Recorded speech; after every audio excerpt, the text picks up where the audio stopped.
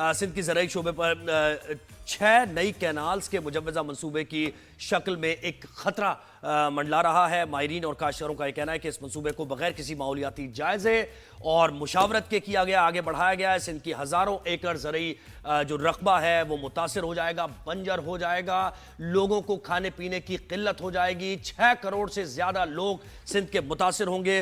तो इस मामले पर हमने बात करनी है और हमें ज्वाइन किया है नसीर मेमन साहब ने, जो कि वाटर एक्सपर्ट हैं और एनवायरमेंटलिस्ट भी हैं। नसीर साहब, बहुत शुक्रिया, आपने हमें वक्त दिया। सबसे पहले ये बताइए कि सिंध का इशू क्या है, इसमें पंजाब को भी कितना खतरा है इसको लेकर, लेकिन स्पेसिफिकली सिंध की हम बात करेंगे। क्यों सिंध के शहरी इस वक्त सड़कों पर हमें नजर आ रहे हैं, क्या उनकी जिंदगी मुतासर हो रही है? बहुत शुक्रिया आपका। सिंध में पिछले 6 महीनों से एक शदीद अस्तराब है और कोई दिन खाली नहीं जाता जब लोग सड़कों पे ना हो, कहीं भूख हड़ताल ना हो रही हो, प्रेस क्लब के बाहर कहीं कोई जलसा ना हो रहा। वजह बड़ी सादा है। आज आप सिंध में जाएं, कोटली बैरेज पे खड़े हो जाएं, जो कि सिंध का आखिरी बैरेज है, नीचे सिवाय रेत के आप कुछ नहीं देख पाएंगे। बिल्कुल सही है। अभी मैं सिजावल के पुल की बात नहीं कर रहा जो बिल्कुल एंड पे है। और ये सूरत हाल साल के 10 महीने होती है। मैं टेक्निकल डेटा, नंबर और ग्राफ्स को एक तरफ रख लेते हैं ना, पानी तो नजर आने वाली चीज है, ये मैथमेटिक्स तो है नहीं। तो जनाब, आज सूरत हाल है कि 2 दिन पहले लाहौर की हाई कोर्ट ने हुक्म जारी किया कि लाहौर में, पंजाब में गाड़ियां धोना बंद कर दें, पानी नहीं है। चोलिस्तान डेवलपमेंट अथॉरिटी ने कहा हमें पैसे दें, लोगों को टैंकरों में पानी पहुंचाना है, पानी नहीं है। एक ऐसे हालात में जहां आपके पास फ्लैश ड्राउट वार्निंग, जो कि सख्त तरीन ड्राउट की वार्निंग होती है, वो इस वक्त आपके पाकिस्तान मेट्रोलॉजिकल डिपार्टमेंट ने दी हुई है। रावलपिंडी में तो पिछले दिनों इमरजेंसी भी लगी थी, आपको याद होगा। जी बिल्कुल, इमरजेंसी की सूरत हाल है पाकिस्तान के लिए। और मैं आपको बताऊं, पिछले 25 साल से रिकॉर्ड उठा लें इंडस रिवर सिस्टम अथॉरिटी इरसा का, जो कि पानी की डिस्ट्रीब्यूशन का जिम्मेदार इदारा है, कोई साल नहीं है जिसमें उसने पानी की कमी का इंदिया ना दिया और पानी की तकसीम के ऊपर कहा हो कि पानी पूरा नहीं मिलेगा किसी को। तो जनाब, आपके पास पानी सिस्टम में नहीं है। हाँ, 15वें साल एक बड़ा सैलाब आ जाए, आप उसको बेस बना के कहते हैं कि हमें डैम बनाना है, कैनाल बनानी है। इस तरह से इंजीनियरिंग में नहीं होता। 80% ऑफ टाइम जो सरप्लस पानी मौजूद होगा, प्लानिंग उस पे होती है। ये इंजीनियरिंग का बुनियादी कुलिया है। तो इंडस रिवर सिस्टम, सिर्फ इंडस रिवर की बात मैं नहीं कर रहा, इंडस रिवर सिस्टम पूरे की बात कर रहा हूँ। मंगला खाली है, तरबेला खाली है, चश्मा में पानी नहीं है। आप मुझे बताइए, ऐसे हालात में आप लोगों को पीने का पानी नहीं दे पाते, आप कहते हैं हम नए कैनाल बनाएंगे, 5-6 मिलियन एकड़ जमीन आबाद करेंगे। ये दीवाने के ख्वाब हैं। पाकिस्तान के हक में ऐसे मंसूबे नहीं हैं। बिल्कुल। तो सर, आपको क्या लगता है कि इनको क्या करना चाहिए? कैसे स्टोरेज यूनिट प्लांट्स बनाएं, डिसैलिनेशन प्लांट्स बनाएं कि आगे फ्यूचर में हमें कुछ तो आसानी हो? ये हालांकि हो तो बहुत अरसा पहले जाना चाहिए था। मैं तो अपनी सारी जिंदगी पानी की शॉर्टेज ही देखी है। जी देखें, इनके हमें हल की तरफ जाना पड़ेगा और उसका हल देखें है इस वक्त जो पाकिस्तान के आते हैं। पहले एग्रीकल्चर की तरफ, हमारे एग्रीकल्चर की जो प्रोडक्टिविटी है ना, इस पानी और इस जमीन से, वो सिर्फ 38% है हमारी असल सलाहियत का। ये ऑफिशियल रिपोर्ट्स हैं, सरकार पाकिस्तान के इदारों के डॉक्यूमेंट्स हैं। अगर आपके पास 38% पैदावारी सलाहियत है, क्योंकि आपका बीज खराब, आपकी खाद खराब, आपके स्प्रेज खराब, आपके इरिगेशन के सिस्टम पुराने, आप इसी पानी और जमीन का ठीक इस्तेमाल शुरू कर दें, और कई मुमालिक करते हैं। इसी पानी से आप दुगना कर दें अपनी ज़राई पैदावार को।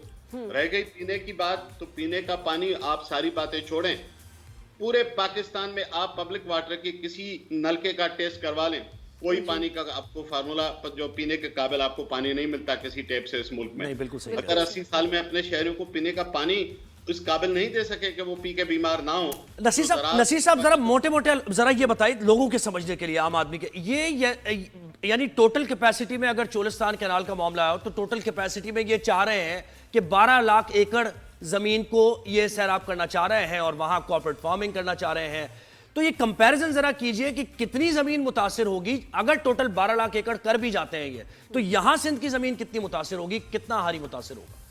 देखिए, पहले तो ये 12 लाख नहीं है, 12 लाख सिर्फ चोलिस्तान फीडर कैनाल फेज 1 और 2 है, जो ग्रेटर चोलिस्तान स्कीम है, उसका रकबा 6.5 मिलियन एकड़ है।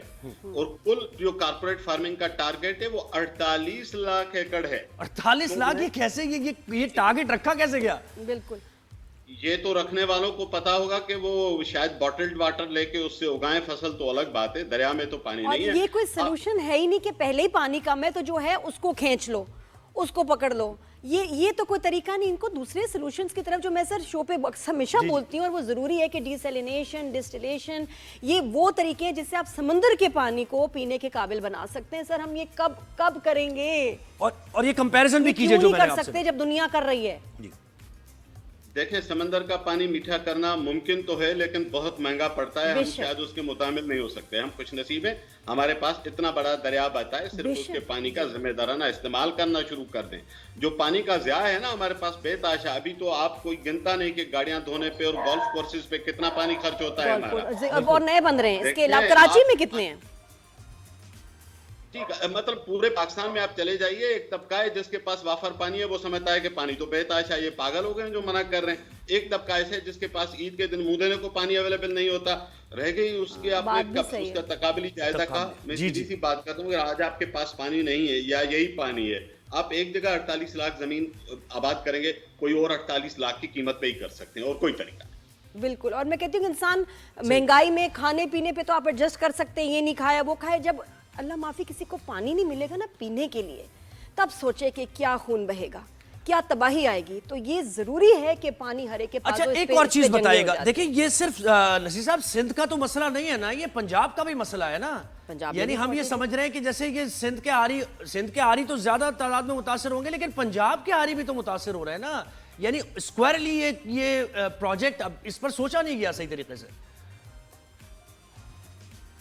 नसीर साहब, करूं कि जो सिंध के लोग जिदोजहद कर रहे हैं, ये पंजाब के गरीब हारी की भी जिदोजहद है, ये बलूचिस्तान के हारी की भी जिदोजहद कर रहे हैं। सबसे पहले चोलिस्तान के इलाके को और पंजाब के चनाब और जहलम बेल्ट के पानी को हिट पड़ेगी, क्योंकि वो पानी ऊपर से डाइवर्ट किया जाएगा चोलिस्तान को। ये पंजाब के आबादगारों का पानी जाएगा सबसे पहले, उसके बाद सिंध का जाएगा। सिंध का जाएगा तो सिंध की नहरें, बलूचिस्तान की नहरें सिंध से निकलती हैं।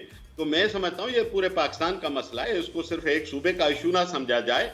हम तो पाकिस्तान के भले की बात करें, ये स्कीम मजमूई तौर पर पाकिस्तान के हक में नहीं है। सही है। बिल्कुल। और ये कॉर्पोरेट फार्मिंग, ये जो कहा जा रहा है कि 6 महीने और हम फ्लड वाटर को इस्तेमाल भी कर सकते हैं, या ये कैसे 6 महीने की कॉर्पोरेट फार्मिंग होगी, या ये पूरा ये इस पर जरा समझाइए मुझे।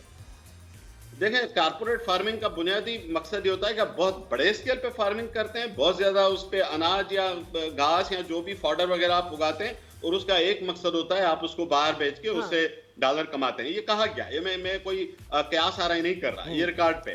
तो मुझे एक बात बताइए कि 6 महीने के सीजन पे आपके साथ अगले 10 साल का कौन मुआहिदा करेगा? अब आज ये 6 महीने आपके सामने, अगर आगे ये ड्राउट की सिचुएशन है, आप डेटा उठा लेना, हर साल हमारे पास पानी का शॉर्टफॉल है। 2010 का आखिरी सैलाब आया है, 2022 का सैलाब बलूचिस्तान के हिल टॉरेंट्स और बारिशों का सैलाब था, दरिया का नहीं था। 15 साल में आपके पास मुसलसल ड्राउट या नीम ड्राउट की सूरत हाल है। आप इंटरनेशनल मुआहदे करेंगे, पानी होगा नहीं दरिया में, किसका तो पानी काटेंगे ना जब आप और पानी का, इंटरनेशनल और तकाज़े करेंगे। आप ये मुझे, मैंने आपको सुन भी solution रहा था कि आप कह रहे हैं कि 19% सिंध को वैसे ही पानी नहीं मिल रहा, वो उसको वैसे ही शॉर्टेज हो रही है। तो जो है वो भी जो ले मुआहदे लेना के है, तहत वो भी वहां चला जाएगा, तो यहाँ के लोग क्या कैसे जिएंगे? और 19% तो हम सरासरी सालियाना बात करें, आप आज जाएं कुछ नहरें हैं जिसमें 70 से 80% भी पानी कम बहाया जा रहा है। ये तो खरीफ के अर्ली सीजन में 60-70% तक शॉर्टेज चली जाती है। तो हम साल का एवरेज बनाते हैं ना, मानसून का पानी मिला लेते हैं, वरना ये खतरनाक हद तक नौबत आ जाती है। आज आपको सिंध के टेल में जाइए, मैं दावे से कहता हूं लोगों के पास पीने का पानी नहीं है। आप फसलें भूल जाएं, आप दूसरी तकाज़ाएं भूल जाएं। आपको याद होगा नसीर साहब, हम बचपन में जाते थे, सखर बैराज से गुजरते थे, क्या मतलब उस वक्त पानी की जो फ्लो होता था, और अभी हम देखते हैं जाके, अफसोस होता है, यकीन करें, वो हमारी यादें दोबारा से आती है कि ये मतलब दरिया है ये। और आबादी उसके बाद से अभी कितनी बढ़ गई है, और अभी मजीद एक्सपेंडिंग, इतने आपके हाउसिंग प्रोजेक्ट्स हैं, यहाँ डेवलपमेंट वहाँ डेवलपमेंट, पानी है कोई नहीं। देखें, ये एक और जाविया है जिसका आपने अच्छा तस्करा किया, जिसमें इस मुल्क में कोई नहीं बात करता। सब कहते हैं जी पानी कम हो रहा है, नहीं पानी कम नहीं हो रहा, पानी का इस्तेमाल करने वाले बढ़ रहे हैं। 1947 में आज के पाकिस्तान की आबादी 3-3.25 करोड़ थी, आज 25 करोड़ से ज्यादा हो गई है। पानी तो वैसा ही है ना, वो तो फाइनाइट है। और सर जॉइंट फैमिली सिस्टम खत्म हो गया। अब हर फैमिली के जो लोग जो एक घर में रहते थे, अब वो 4-5 घरों में तकसीम हो गए हैं। हर घर को अपना अपना पानी चाहिए, घास के लिए, घर के यूज के लिए, बर्तनों के लिए, सफाई के लिए। तो हमारा तो यूजेज बहुत ज्यादा हो गया। आप सही कह रहे हैं। तो ये सारे मसाइल हैं जी, इन सारे पहलुओं से देखना पड़ेगा। माहौलियात पे भी बात नहीं होती। इंडस का डेल्टा बर्बाद हो चुका है, जो कि पाकिस्तान का डेल्टा है। इंडस किसका है? पाकिस्तान का हिस्सा है ना। वहां का तेल और गैस पाकिस्तान का कहलाता है, तो वहां का डेल्टा भी जो जिंदगी है, जो आप हयातियात देखें इस है, पानी की किल्लत की वजह से मैंग्रोव्स के आप देखें ना उसकी शदीद यानी वो खत्म होते जा रहे हैं। आपका फ्लडिंग को रोकने का वो सारा जो गेटवे है वो खत्म होता जा रहा है। तो क्या हम बर्बादी कर रहे हैं? लेकिन उसके बावजूद आप देख रहे हैं सर कि तमाम जमातों को ये शऊर आप देख रहे हैं उनके अंदर कि मिलके कोई इसके बारे में लाहेअमल बनाया जाए और अगर कोई मंसूबा बेहतर नहीं है तो उसको रोकने की बात की जाए। देखिए, फैसला साजी बड़ा मसला है। फैसला साजी अगर आप सबसे मिलकर बात करेंगे तो बेहतर हल भी निकल आएंगे। मैंग्रोव सिर्फ दरख्त नहीं है, मैंग्रोव आपके पूरे सिंध के कोस्ट, कराची से लेके बदीन तक जो साहली और समंदरी तूफान है ना, जो खुदा न खासा हिट कर जाए तो आपने बर्बादियां देखी हैं, ये उसको रोके खड़े हैं। जहन में रखिएगा, कराची का 85% पानी दरियाए सिंध से जाता है। जहन में रखिएगा कि ये कराची की पूरी और हैदराबाद की जो आपके पास 3-3.5 करोड़ की आबादी अब हो चुकी है और आसपास के इलाकों की, इन सबके पीने का पानी यहां से जाता है। तो ये पूरी जिंदगी का निजाम है जो दरियाए सिंध पे मुनहसर है। आप इसको किसी एक खाने में भी हम बंद नहीं कर सकते। ज़राअत, शहरी आबादी, सनत, फितरत, तमाम चीजों को नुकसान हो रहा है पानी की कमी की वजह से। सही, बहुत शुक्रिया नसीर साहब आपके वक्त का, थैंक यू वेरी मच।